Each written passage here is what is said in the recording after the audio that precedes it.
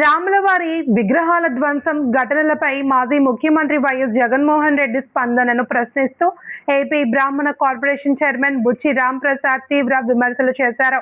ఎన్టీఆర్ భవన్ లో నిర్వహించిన మీడియా సమావేశంలో ఆయన మాట్లాడుతూ రాములవారి తల తీసినప్పుడు జగన్మోహన్ రెడ్డికి హే రామ్ గుర్తుకు రాలేదా అని ప్రశ్నించారు.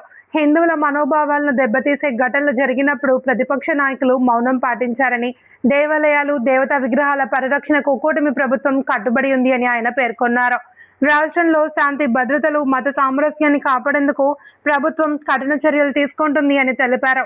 ప్రతిపక్షం రాజకీయ ప్రయోజనాల కోసం మతాంశాలను వక్రీకరించకుండా బాధ్యతాయుతంగా వ్యవహరించాలి అని బుచ్చి రాంప్రసాద్ సూచించారు. ప్రజల్లో అపోహలు సృష్టించే ప్రయత్నాలను మానుకుని వాస్తవాల ఆధారంగా రాజకీయాలు చేయాలి అని ఆయన కోరారు. అదేంటంటే మాట్లాడితే హే రామ్ అని అంటున్నాడు. హే రామ్ అనేది ఒక రాజకీయ స్లోగన్ కాదు జగన్మోహన్ రెడ్డి గారు. అది కోట్లాది మంది భక్తుల యొక్క మనోభావం. రాముల వారి మీద కొన్ని కోట్ల మంది భక్తులకు ఉండే గౌరవం. ఆ గౌరవాన్ని గుర్తించి మీరు మాట్లాడాలి.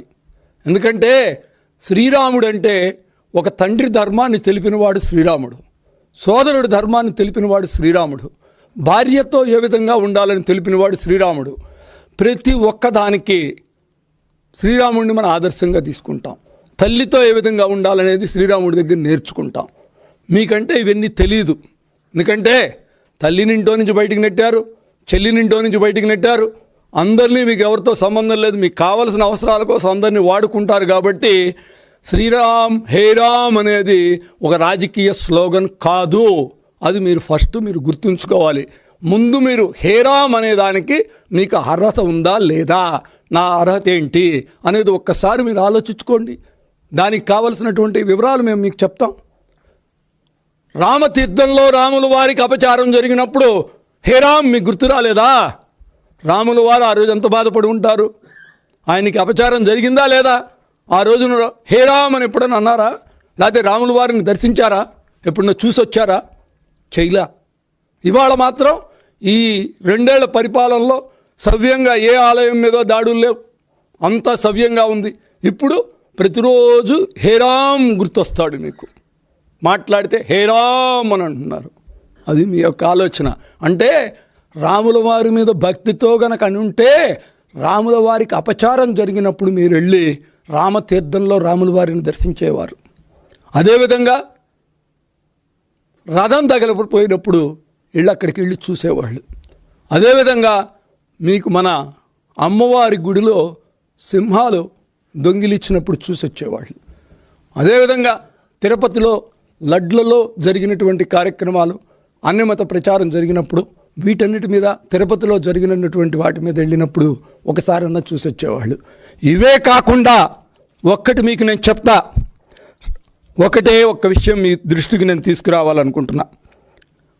చివరికి ఎక్కడెక్కడ ఎన్ని దాడులు జరిగినాయి, ఆ దాడుల పరిస్థితి ఏంటి?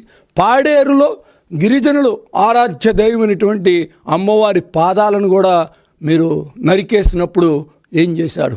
అప్పుడు హే రామ్ గుర్తు రాలేదు, గిరిజనులకు ఆరాధ్య దైవం గుర్తు రాలేదు, అందరికీ దైవం అన్నట్టు శ్రీ వెంకటేశ్వర స్వామికి జరిగినప్పుడు గుర్తు రాలేదు, అంతర్వేదిలో జరిగినప్పుడు గుర్తు రాలేదు, బ్రాహ్మణులపై దాడులు జరిగినప్పుడు ఎప్పుడు రామ్ గుర్తు రాలేదు, హే రామ్ గుర్తు రాలేదు. ఇవాళ మాత్రం ప్రతిరోజు హే రామ్ అంటే మీరు ఈ హే రామ్ అని పిలిచేది వ్యంగ్యంగా అంటున్నారని ప్రజలందరూ అనుకుంటున్నారు, హిందువులు భావిస్తున్నారు.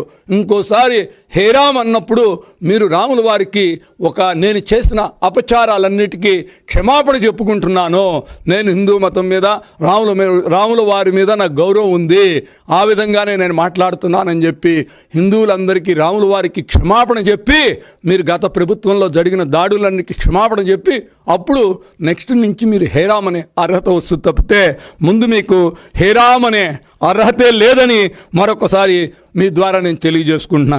ఇక ఇవాళ 2 ఏళ్ల పరిపాలనకు వద్దాం. మేము పరిపాలనలోకి వచ్చిన తర్వాత ఒక్క ఆలయం మీద దాడి లేదు, ఒక్క పూజారి మీద దాడి లేదు, అంతా సవ్యంగా నడుస్తోంది.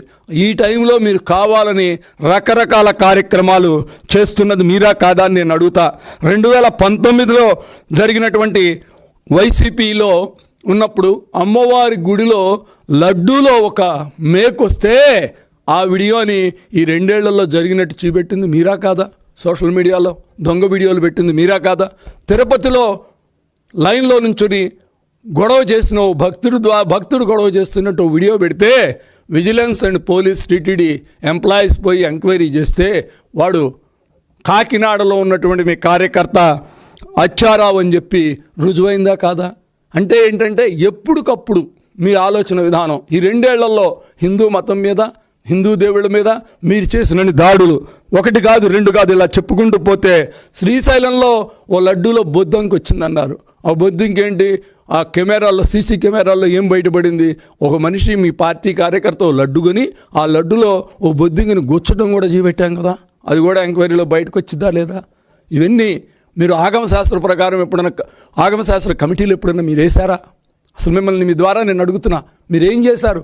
ఆగమశాస్త్రాన్ని ఆగం చేసింది మీరా కాదా? శ్రీశైలంలో ఏం జరగాలనేది కూడా మీరు శారదాపీఠంతో నిర్ణయించారు. ఇదివరకు శృంగేరి పీఠం, కంచిపీఠాలు నిర్ణయిస్తాయి. ఓ పద్ధతి ఉంది. 40 ఏళ్ళు 50 ఏళ్ళ బట్టి ఓ పద్ధతి ప్రకారం జరుగుతున్నటువంటి అన్నిటినీ కూడా విధ్వంసం చేసి హిందూ మతాన్ని, హిందూ దేవాలయాలని అన్నిటినీ విధ్వంసం చేసింది మీరా కాదా అని మీ ద్వారా నేను అడుగుతున్నా. తిరుపతిలో గోశాలలో రెగ్యులర్గా సంవత్సరానికి గోశాలలో ఉండే ఆవులేంటి? ఒట్టిపోయిన ఆవుల్ని తీసుకుని అక్కడ పెడతారు.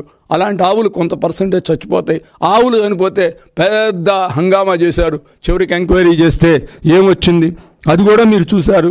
ఇట్లాగే వరుసనే చెప్పుకుంటూ పోతే ఎక్కడెక్కడ ఏదో ఒక కార్యక్రమం హిందూ మతం మీద మీరు చేసే కార్యక్రమాలు చేస్తూనే పోతున్నారు. ఇవన్నీ మీరు చేసినవి కాదా అని మీ ద్వారా నేను అడుగుతున్నా. మీరే కదా అక్కడ ముంతాజ్ హోటల్కి స్థలం ఇచ్చింది. ఆ స్థలాన్ని క్యాన్సిల్ చేసింది మేమే కదా, మేమా కాదా? నేనే పోయాను, వెళ్ళి టూర్ చేసి వచ్చాను. ఆ స్థలం ఎక్కడుందండి? ఒక్కసారి చూస్తే నాకే ఆశ్చర్యం వేసింది. 7 కొండలలో కొండ కింద భాగంలో మీరు ఒక కింద ఇచ్చారు. కొండ కింద భాగం మీరు ముంతాజ్ హోటల్కి ఇచ్చారు, 5 స్టార్ హోటల్కి. ఏ విధంగా ఇస్తారండి? ముంతాజ్ హోటల్ అంటే